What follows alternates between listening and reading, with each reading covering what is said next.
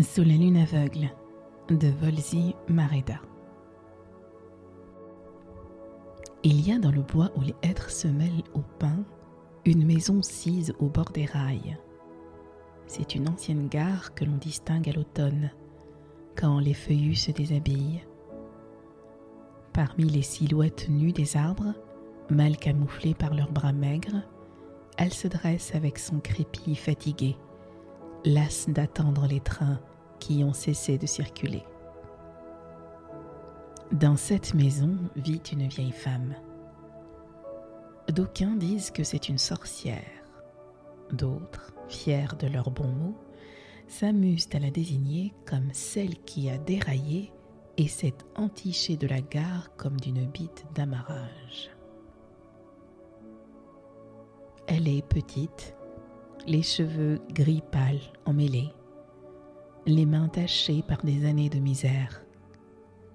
Mais ce qui impressionne surtout, c'est son œil gauche qui ne voit plus. L'iris en est blanc, laiteux, son contour un peu flou. Si on le regarde attentivement, on y voit des reflets bleus, mais personne ne le regarde. Sous cet œil pleine lune, la vieille s'est fait tatouer un loup qui hurle. Il occupe toute la joue et depuis peu, ses pattes foulent la steppe d'un duvet léger mais tenace. Elle a l'humour caustique, la vieille, la poésie du désespoir. Les gens du village racontent qu'elle a cumulé les malheurs, de ce que la vie inflige au-delà de tout ce que les livres imaginent. Pour autant, nul ne la plaint.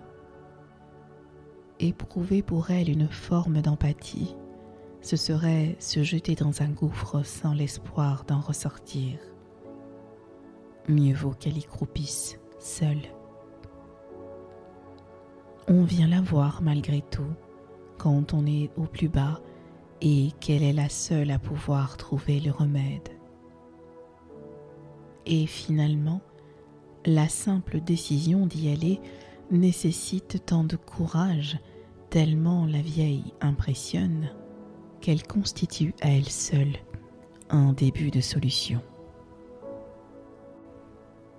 Quand la religion est impuissante, quand la détresse nous saisit par les cheveux et nous traîne sur des kilomètres jusqu'à finir en chair tuméfiée et en lambeaux, la vieille sait que chacun d'entre nous se raccroche à la superstition comme si l'on acceptait, pour cette fois seulement, de supplier le diable. Alors, elle nettoie la graisse des gonds à grand renfort d'eau chaude pour que sa porte grince. Elle accroche à l'auvent de l'entrée les mobiles de bois flottés, crânes de souris, plumes de corbeaux, qu'elle fabrique les soirs d'épaisse solitude pour empêcher son esprit d'aller chatouiller les plaies de son âme. En somme, elle soigne sa mise en scène afin que l'homme ou la femme qui vient chercher de l'aide trouve chez elle le cadre idéal. Elle n'a pas de pouvoir, la vieille, mais elle accepte de se prêter à la mascarade pour suturer les blessures. Elle n'a pas de pouvoir, mais elle sait combien les chaînes sont lourdes et elle fait ce qu'elle peut pour les alléger. Elle concocte des soupes d'herbes aux savantes épices dont elle renouvelle sans cesse les recettes pour personnaliser les potions. Elle demande toujours à celui qui lui rend visite d'apporter avec lui un objet improbable qu'elle couvre de poudre à étincelles puis jette au feu en psalmodiant. La vieille, finalement, c'est un peu le Père Noël des grands, celle dont on implore la magie, celle au sujet de qui l'on se ment. Voilà ce que l'on pense, ce que l'on dit de moi qui recueille les égarés sous ce toit où un jour, il y a longtemps, je me suis réfugiée.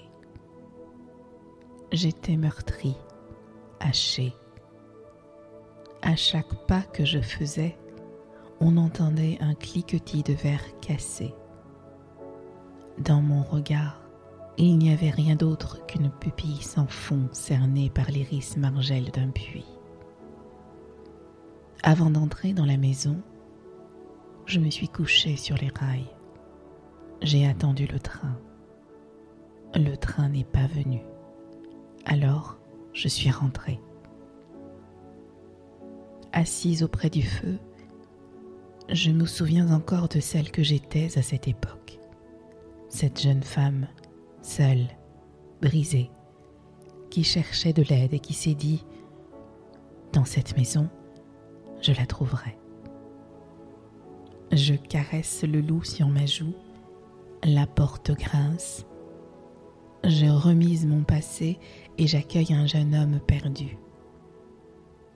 Dans ses yeux, je vois un écureuil effrayé. Je vais lui apprendre à l'apprivoiser.